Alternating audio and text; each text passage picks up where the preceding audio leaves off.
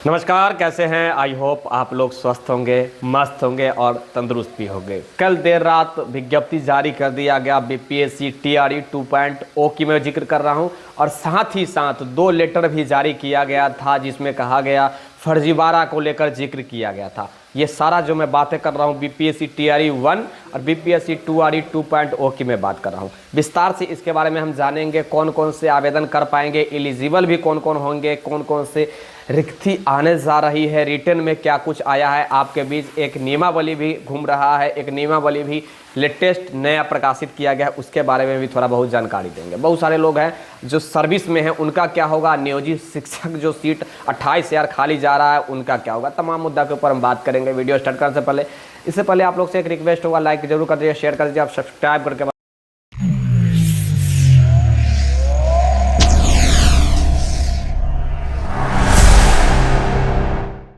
हम बात करेंगे। कल एक लेटर जारी किया गया फर्जीवाड़ा को लेकर बीपीएससी आयोग की तरफ से। बीपीएससी के जो चेयरमैन अतुल प्रसाद जी हैं उनकी तरफ से अब धीरे धीरे सख्ती बढ़ता जा रहा है। आप लोग को मालूम होगा, आप जानते हैं कि तमाम प्रकार के फर्जीवाड़ा का कोई कसर नहीं छोड़ा गया। फर्जीवाड़ा करने का मतलब कि जो फर्जी स्टूडेंट है, फर्जी डॉक्यूमेंट अपलोड करना हो, वेरीफाइड ना हो या फिर वेरीफाइड होकर वो सर्विस में ट्रेनिंग में चले जाना, इन तमाम प्रकार के फर्जीवाड़ा को लेकर एक डेट जारी किया गया है। आप स्पष्टीकरण दीजिए, अगर आप फर्जी हैं, अगर आप डॉक्यूमेंट अपलोड किए हैं, आपका डॉक्यूमेंट गलत है, आपने गलत अपलोड किया है, तो आपको के ऊपर क्यों ना कानूनी कार्रवाई किया जाए, इस प्रकार संबंधित एक लेटर जारी किया गया है।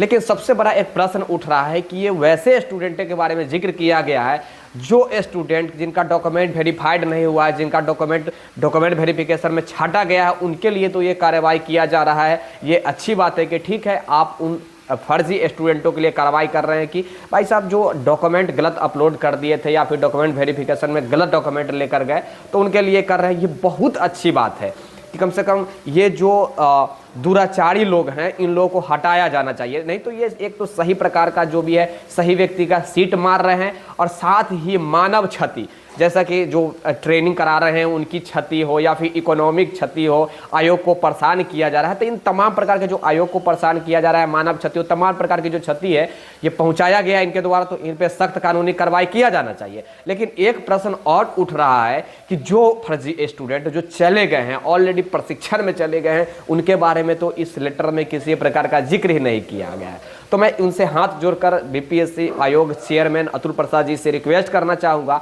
कि जो फर्जी स्टूडेंट चले गए हैं, चाहे सीटेट फेल हो, डीएलएड फेल हो या फिर किसी भी प्रकार के गलत डोमिसाइल वाले हो, फर्जी सीटेट वाले हो, उनको भी धीरे धीरे छानबीन कीजिए और उनको भी बाहर करने का प्रयास कीजिए। जेन्युइन स्टूडेंट को ही लिया जाए। हाथ जोड़कर रिक्वेस्ट होगा अतुल प्रसाद जी बीपीएससी चेयरमैन से, शायद वो वीडियो अभी वो देख रहे हैं।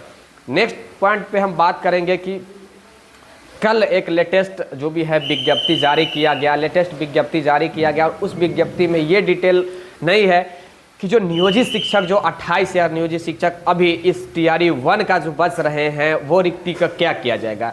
कल ऐसी जानकारी आई कि ये जितने भी 28,000 नियोजित शिक्षक है, वो नियोजित शिक्षक तो अपने ही स्कूल में रह जाएंगे, तो वो रिक्ति को फ्रेश स्टूडेंट को दिया जाएगा। ऐसा कल जानकारी देर शाम मुझे मालूम चला, और ये अच्छा बात है, ये करना चाहिए। लेकिन एक प्रश्न उठ रहा है कि ये 28,000 रिक्ति का क्या होगा। क्या ये वाकई में टीआरई 1 में सेकेंड फेज की जो काउंसलिंग होंगी, सेकेंड जो मेधा सूची जारी होंगी उसमें होगा, या फिर बीपीएससी टीआरई 2.0 में होगा, ये अभी तक क्लियर नहीं हुआ है। एक बात ध्यान में आप लोग रखिए, स्टूडेंट लोग को मैं कहना चाहूँगा कि जो सेकेंड जो मेधा सूची जो आता है, किसी भी सेकेंड मेधा सूची में अत्यधिक रिक्ति पे आप नहीं ला सकते हैं। अत्यधिक कहने का मतलब है कि 28,000 काफ़ी बड़ी तादाद है रिक्तियों का, तो 28,000 का सेकेंड मेधा सूची लाना ये असंभव है और ये गलत भी होगा। तो आयोग से मेरा रिक्वेस्ट है कि इस सीट को कहीं नहीं जाने दिया जाए। फर्जी को हटाते हुए, फर्जी को साइड करते हुए, नियोजित शिक्षकों को साइड करते हुए टीआरई 2 में दिया जाए, ताकि यहाँ से जो वंचित रह गए हैं ये स्टूडेंट को एक बार और मौका मिले और वो लोग वहाँ पे भी जाकर वेल शिक्षक बन सके, जेन्युइन शिक्षक बन सके। ये आयोग को स्पष्ट करना चाहिए। मैं जानता हूँ कि सेकेंड फेज में बड़े पैमाने पर काउंसलिंग नहीं होता है। वीडियो में आगे बढ़ने से पहले मैं कहना चाहूँगा बीपीएससी टीआरई 2.0 की बहाली स्टार्ट हो गई है, तो बुक क्या आप लोग बार बार जो क्वेरी कर रहे हैं, डिस्क्रिप्शन में मैं लिंक दे रहा हूं, खान सर का बुक है किरण पब्लिकेशन द्वारा, आप लोग अवश्य चेकआउट कर लीजिए। 28,000 सीट कम नहीं होता है, 28,000 अपने आप में बहुत बड़ी बात है। तो तमाम अधिकारी अगर ये वीडियो देख रहे हैं, तमाम लोग देख रहे हैं, तो आप लोग से एक रिक्वेस्ट करना चाहूँगा कि जो बहाली प्रक्रिया जो स्टार्ट हो रही है, इस बहाली में आप लोग जो भी है यानी कि पीआरटी की भी जिक्र कीजिए, यानी कि पीआरटी की भी मांग कीजिए। जितने अधिकारी देख रहे हैं मैं उनसे भी रिक्वेस्ट करूंगा कि पीआरटी की भी रिक्ति लाना चाहिए, क्योंकि तमाम प्रकार की रिक्ति खाली है, बहुत सारे रिक्ति खाली है। आप देखेंगे कि 6 से लेकर कि 12 क्लास की तो जिक्र कर दिया गया है कि 6 to 12 क्लास की हम लाएंगे, अत्यंत पिछड़ा वर्ग के सुधार करने के लेकर लाएंगे, ऐसा आप कल देख लिए होंगे जो भी है। लेकिन एक अनुमानित डेट दिया गया है जिसमें हम 3 तारीख से आवेदन जो भी है प्रक्रिया स्टार्ट करेंगे, ऐसा कहा गया है। यानी 3 नवंबर से 14 नवंबर तक आवेदन प्रक्रिया चलेगा। यानी कि कहने का मतलब है कि और उसके बाद 4 दिसंबर के एग्जाम हो जाएगा। यानी कि आपको मात्र 15 दिनों का समय दिया जा रहा है, 14 दिनों का समय दिया जाएगा तैयारी करने को लेकर। लेकिन ये अभी संभावित तिथि है, ये ध्यान में रखिएगा, इसमें परिवर्तन संभव है और परिवर्तन भी हो सकता है।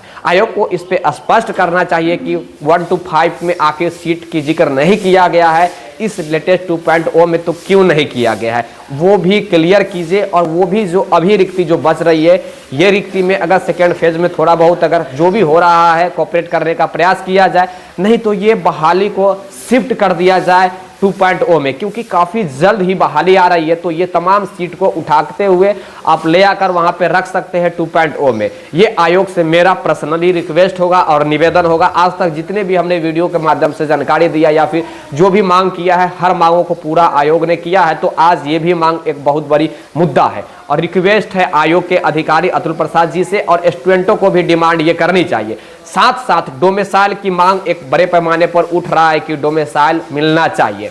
देखिए, ये बिहारियों का सबसे पहला हक, कहीं भी किसी भी स्टेट में उस स्टेट के स्टूडेंटों का पहला हक होता है। लेकिन ये दुर्भाग्य है कि 12% कहा जा रहा है आयोग के अनुसार ही कि बीपीएससी टीआरई 1 जो अभी रिसेंटली में बहाली हो रही है, इसमें 12% हम जो भी है दूसरे स्टेट वालों को दिए हैं। अब किस बेस पे दिए हैं 12%, ये भी सोचने मतलब असंभव ही लग रहा है, क्योंकि देखिए कहीं भी 4% 5% तक जो भी है रिजर्व होता है दूसरे स्टेट के स्टूडेंट के लिए, लेकिन बिहार में 12% दिया गया है। तो बिहार में जो 12% दिया गया है, इसका मैं समर्थन इसलिए नहीं कर रहा हूँ क्योंकि सारे स्टेट का अपना अपना एक लिमिटेशन होता है और लिमिटेशन क्रॉस करना ये सही नहीं है, ये राजनीति को दर्शाता है, पहली बात। दूसरी बात ये है कि अगर डोमिसाइल करने का ऐसा कोई प्रावधान है, जिस प्रकार स्टार्टिंग नियमावली 2023 आई, बीपीएससी टीआरई 1 का जब आवेदन प्रक्रिया स्टार्ट हुई थी, उस वक्त केवल बिहार के स्टूडेंट ही आवेदन कर सकते थे, जिस प्रकार जिसे आप डोमिसाइल कहते हैं। अभी रिसेंटली में झारखंड और उत्तर प्रदेश में ही बहाली आई है, जिसमें जिक्र किया जा रहा है कि बिहार के मैं बोल रहा हूँ, झारखंड के और उत्तर प्रदेश के व्यक्ति ही वहां आवेदन कर पाएंगे। तो ये एक अपने आप में बड़ी बात है कि अदर जो आपके पड़ोसी स्टेट हैं वो केवल वहीं के स्टूडेंटों से आवेदन ले रहे हैं, लेकिन बिहार के जो गवर्नमेंट है वो तमाम पूरे भारत के लोगों से आवेदन ले रही है, पूरे भारत को नौकरी दे रही है। दीजिए, एक लिमिटेशन में दीजिए, ज़्यादा बेटर रहेगा। इसलिए मेरा डिमांड होगा और आप लोगों का, स्टूडेंटों का भी डिमांड होनी चाहिए कि डोमिसाइल इस बीपीएससी टीआरई 2.0 में होनी चाहिए, नहीं तो काफी परेशानी हो सकता है। अभी जिस प्रकार आपने देखा कि कट ऑफ 67 प्लस गया, कहा जा रहा है निगेटिव मार्किंग भी होगी आने वाली जो बीपीएससी टीआरई 2.0 है, इसमें तो काफी परेशानी आप लोगों को झेलना पड़ सकता है। आप लोग जानते हैं कि 70,000 का कल विज्ञप्ति के बारे में जिक्र किया गया है, लेकिन आप तमाम न्यूज पर देखेंगे 1,10,000 शिक्षकों की बहाली बीपीएससी टीआरई 2.0 में आने जा रही है, ऐसा खबर चल रहा है। तो एक चीज आप स्पष्ट रहिए, 40,000 प्रिंसिपल की बहाली कहा जा रहा है, जिसको लेकर अभी तक किसी प्रकार की स्पष्टीकरण नहीं आई है कि उस प्रिंसिपल की बहाली में 1 to 5, 6 to 8, 9, 10 या फिर 11 to 12 किस स्कूल के प्रिंसिपल बनेंगे और इसका बेस क्या होगा, एलिजिबिलिटी क्या होगी, योग्यता क्या होगा, इन तमाम प्रकार के अभी स्पष्टीकरण आना बचा हुआ है। देखिए, कल जो लेटर आया, मैं फिर से कहना चाहूंगा, ये नोटिफिकेशन नहीं है, ये एक नोटिस जारी किया गया आप लोग के बीच वन करने के लिए कि आप लोग शायद प्रिपरेशन में जुट सकते हैं, इसीलिए ये सब कुछ किया जा रहा है। फिर से मैं एक चीज और कहना चाहूंगा, डोमिसाइल को लेकर आप लोग को डिमांड करनी चाहिए। 28,000 ये जो नियोजित शिक्षकों का रिक्ति है, सेकेंड फेज काउंसलिंग में तो इतना असंभव है आना, इसको शिफ्ट किया कर देना चाहिए 2.0 में, क्योंकि ये समय नहीं है, इस साल के अंत तक इसे भी कंप्लीट करने का लक्ष्य है। जो विभाग का, आयोग का, मैं जो भी कहूँ उनका लक्ष्य है, तो तमाम लोगों को ये डिमांड करनी चाहिए कि ये तमाम रिक्ति को इस अगले बहाली में भी शिफ्ट किया जाना चाहिए। और गवर्नमेंट से मेरा रिक्वेस्ट होगा, आज हमारी मुलाकातें जरूर होंगी, एजुकेशन मिनिस्टर से, शिक्षा मंत्री से भी आज मैं मिलने का प्रयास करूंगा इस मैटर के ऊपर, और आयोग में भी जिनसे भी हमारी मुलाकातें होती रहती हैं उनसे मैं मिलकर ये बातें रखने का प्रयास करूंगा कि कम से कम ये तमाम शिफ्ट को, रिक्ति को उठाकर अगले बहाली में शिफ्ट किया जाए। और बहुत लोगों का ये भी कहना है कि सर ये बात आप क्लियर कीजिए कि योग्यता क्या होगा, तो योग्यता के लेकर हम विशेष एक नेक्स्ट वीडियो आप लोगों के बीच प्रोवाइड कराएंगे, उसका इंतजार आप लोग करते रहिएगा, बस जुड़े हुए रहिए द टाइम्स ऑफ भारत के साथ। जो भी सही जानकारी आएंगी आपके बीच में देते रहने का प्रयास करूंगा। देखिए बहाली तो चलती ही रहेंगी, ये बात सही है, और इसमें बहुत सारे लोग अच्छे व्यक्ति भी सफल हुए हैं, अयोग्य व्यक्ति भी सफल हो गए हैं, तो उनके ऊपर जो कानूनी कार्रवाई किया जाना संभव है वो जितना संभव है उतना आयोग को करना चाहिए, विभाग को करना चाहिए। आप तमाम अधिकारी से मेरा हाथ जोड़कर रिक्वेस्ट है,